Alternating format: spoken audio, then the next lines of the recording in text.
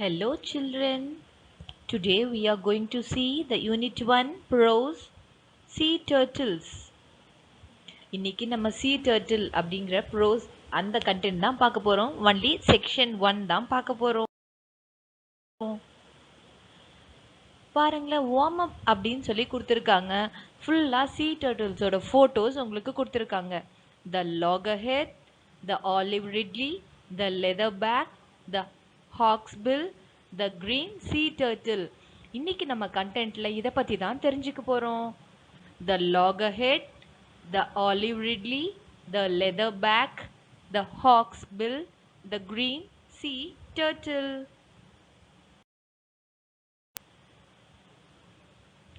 இன்னைக்கு நம்ம பாடத்துல தெரிஞ்சுக்க போற நியூ வேர்ட்ஸ் எல்லாம் பார்க்கலாமா?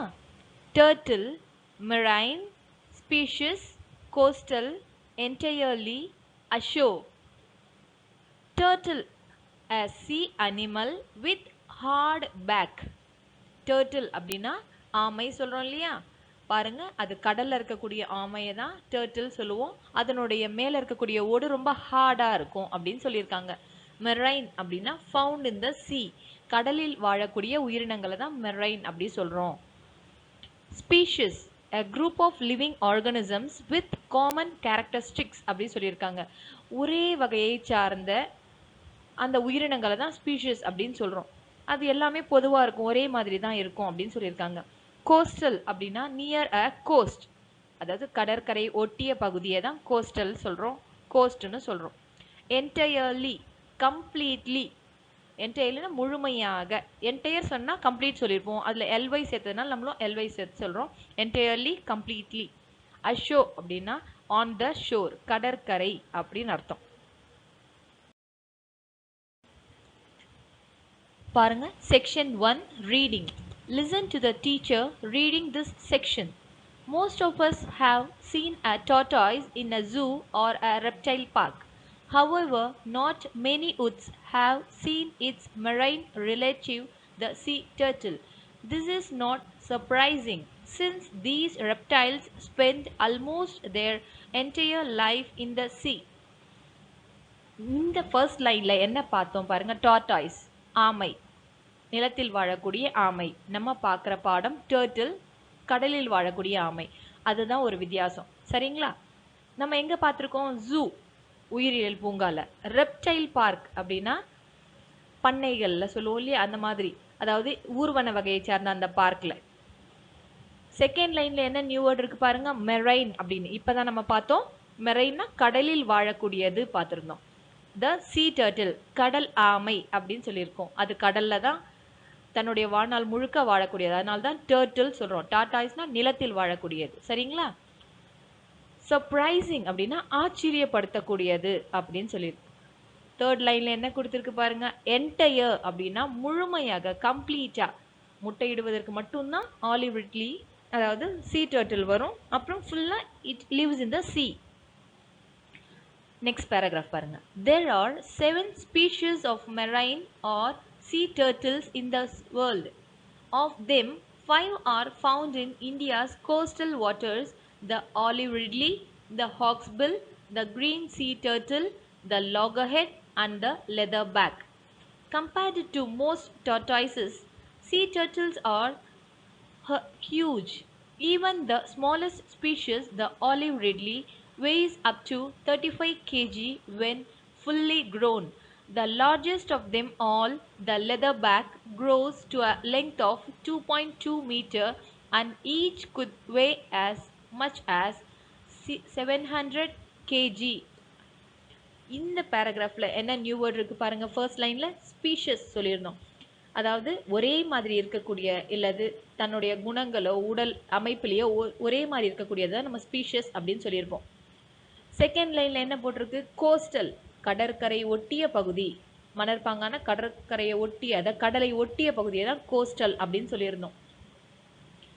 5 டர்ட்டில் பார்த்துருந்தோம் இல்லையா? Olive ridley, hawksbill, green sea turtle, loggerhead and the லெதர்பேக்னு இப்போதான் பார்த்தோம். இதில் டார்டாய்ஸ்க்கும் சீ டர்ட்டிலுக்கும் என்ன வித்தியாசம் அப்படின்னா, sea turtles are very huge, அது ரொம்ப பெருசாக இருக்கும். டார்டாய்ஸ் ஒரு லிமிட்டட் சைஸ் தான் இருக்கும், ஒரு சைஸ் தான் இருக்கும் சொல்லியிருக்காங்க. ஈவன் த ஸ்மாலஸ்ட் ஸ்பீஷஸ் இருக்கக்கூடிய இந்த 5லேயே ரொம்ப ஸ்மாலஸ்ட் சின்னதாக இருக்கக்கூடிய இதுனா உங்களுக்கு பிக்சரில் கொடுத்துருக்கக்கூடிய த ஆலிவ் ரிட்லி. இதனுடைய வெயிட் எவ்வளோ அப்படின்னா 35 kg. ஃபுல்லி க்ரோன் ஆலிவ் ரிட்லியோட வெயிட் 35 kg. பட் இதுதான் ஸ்மாலஸ்ட் சொல்லியிருக்காங்க. அதோட வெயிட் பாருங்கள், வெயிட் 35 kg. தென் ஸ்மாலஸ்ட் பார்த்தோம். அப்போ பிக்கஸ்ட் எது இல்லை லார்ஜஸ்ட் எது அப்படின்னா the largest of them all. 5ல் எது லார்ஜஸ்ட்னா த லெதர் பேக். நம்ம சொல்லுவோம் இல்லையா, பேக் தான் ரொம்ப பெருசுன்னு. So leatherback, that's a largest one among these 5. It grows up to the length of 2.2 metre.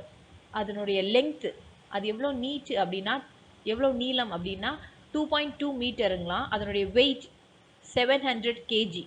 இதுதான் பிக்கஸ்ட், ஐ மீன் லார்ஜஸ்ட் ஒன் அப்படின்னு சொல்லியிருக்காங்க. sea turtles live their entirely in the oceans. அவங்களுடைய ஃபுல் லைஃபும் அதான் entirely, completely they lives in the oceans. But they still have a connection with the land. They must come ashore to lay eggs. Today, 4 of the sea turtle species mentioned above have become extremely rare in India. The olive ridleys, however, are still commonly seen nesting on sandy beaches all along our coasts அப்படின்னு சொல்லியிருக்காங்க. sea turtle தன்னுடைய full complete அதான் entirely completely it lives in the ocean. பெருங்கடல்கள் தான் வாழுங்களாம். ஆனால் இப்பயும் நம்ம அது ஒரு சில நேரம் கடற்கரைக்கு வர்றது, ஐ மீன் லைஃப்பில் ஒன் டைம் மட்டும்தான் கடற்கரைக்கு வரும். எதுக்கு அப்படின்னா செகண்ட் லைனில் பாருங்கள், தே மஸ்ட் கம் அஷோர். ஒரு தடவை கட்டாயம் வரணும். எதுக்கு? To Leh X. Ashore means கடற்கரைக்கு முட்டையிடுவதற்காக மட்டுமே வரும். அந்த ப்ராசஸை நம்ம லாஸ்ட் லைனில் சொல்லியிருக்காங்க பாருங்கள், NESTING, நெஸ்டிங். அந்த முட்டையிடக்கூடிய ப்ராசஸ் தான் அவங்க நெஸ்டிங்னு சொல்கிறாங்க.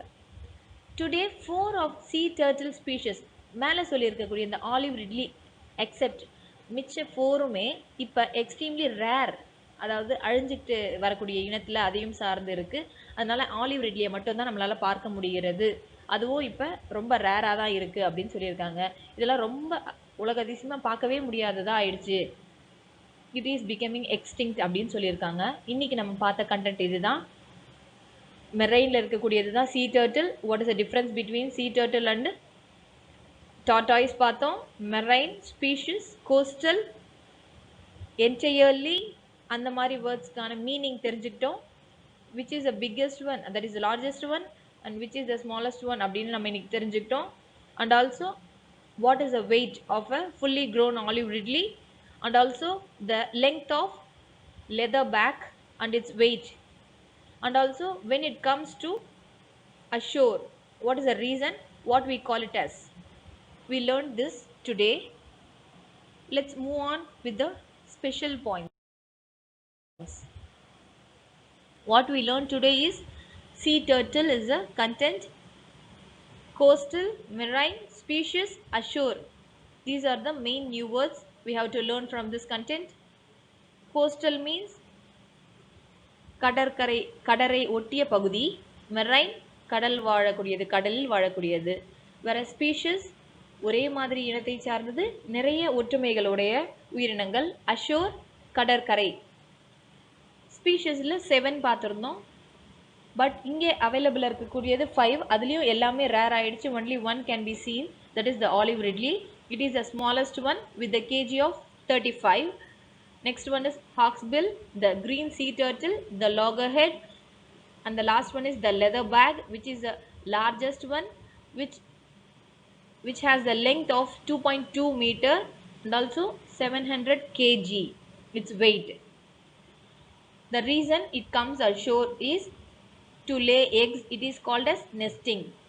நம்ம இன்னைக்கு பார்த்தது olive ridley, smallest one, 35 kg, ஃபுல்லாக க்ரோனுக்கு அப்புறம் அதை முழுமையாக வளர்ந்த பிறகு. Leatherback is the largest one, அதனுடைய லெங்க் 2.2 மீட்டர், 700 kgsன்னு பார்த்தோம். அது ஐ மீன் இந்த sea turtles கம் அஷோர், கடற்கரைக்கு வர்றது, டு லே எக்ஸ், அதை நெஸ்டிங்னு சொல்கிறோம் அப்படின்னு பார்த்தோம். நம்மளுடைய ஆக்டிவிட்டி என்ன அப்படின்னா, நம்ம இன்னைக்கு தெரிஞ்சுக்கிட்டதை நம்ம ஒரு தடவை ரீவைண்ட் பண்ணி பார்க்கறதுக்கான கொஷின் ஃபாலோ அப் ஆக்டிவிட்டி தான் இது.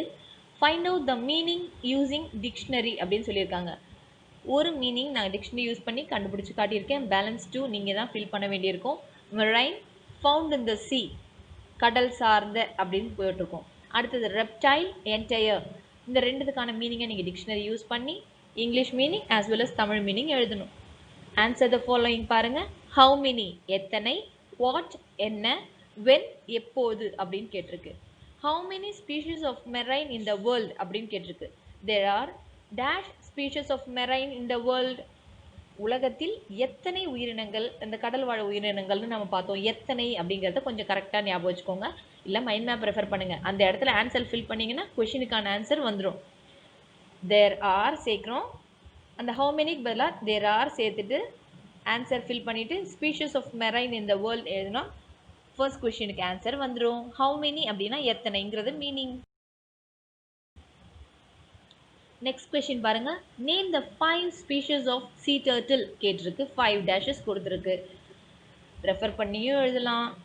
என்னால் முடியும் அப்படின்னாலும் கான்ஃபிடென்ட்டாக தைரியமாக நீங்களும் எழுதலாம். அதுக்கு தான் 5 டேஷஸ் கொடுத்துருக்கேன். லாஸ்ட் ஒனுக்கு முன்னாடி அன் கொடுத்துருக்கோம். அந்த டேஷ்லாம் நேம் ஃபில் பண்ணிடணும். டர்ட்டில்ஸோட நேம். அதுக்கப்புறம் are the 5 species of sea turtleனு கொஷினில் இருக்கக்கூடியது. நேம்னா என்ன அப்படின்னு கேட்டிருக்கு. என்னென்ன அப்படிங்கிறது அந்த 5த்தையும் எழுதிடுறோம். எழுதிட்டோம்னா செகண்ட் கொஷினுக்கான ஆன்சர் எழுதியாச்சு. தேர்ட் ஒன் பாருங்க. What is the weight of fully grown the olive ridley? முழுமையாக வளர்ந்த ஆலிவ் ரிட்லியோட வெயிட் எவ்வளோன்னு கேட்டிருக்கு. இதை நம்ம ரெண்டு விதமாக எழுதலாம். Dash is a weight of fully grown olive ridley கேட்டிருக்கு. அப்போ நம்ம அந்த கேஜியை டைரெக்டாக அதில் எழுதிட்டோம்னாலும் கம்ப்ளீட்டாக படித்து பார்த்தீங்கன்னா ஆன்சர் வந்துடும். அப்படி இல்லைன்னா the weight of a fully grown olive ridley is அப்படின்னு போட்டுட்டு அதோட கேஜியை பின்னாடியும் எழுதலாம். அந்த வாட்டுங்கிற ஆன்சரை எடுத்துட்டு கொஷினை எடுத்துட்டு அந்த இடத்துல ஃபில் பண்ணாலும் ஆன்சர் வரும். வேறஸ் வாட் எடுத்துட்டு த வெயிட் ஆஃப் ஈஸை விட்டுட்டு மீதி ஆரம்பிச்சு அந்த ஈஸை ஃபைனலாக கொண்டு வந்துட்டு ஆன்சர் எழுதினாலும் அந்த கொஷினுக்கான ஆன்சர் நம்மளால் கரெக்டாக பண்ண முடியும். It's a easy way. இதே மாதிரி எழுதிங்க எல்லா கொஷின்லேருந்தும் ஆன்சர் எழுதும்போது we feel comfortable and no struggle to do it. All the best, children.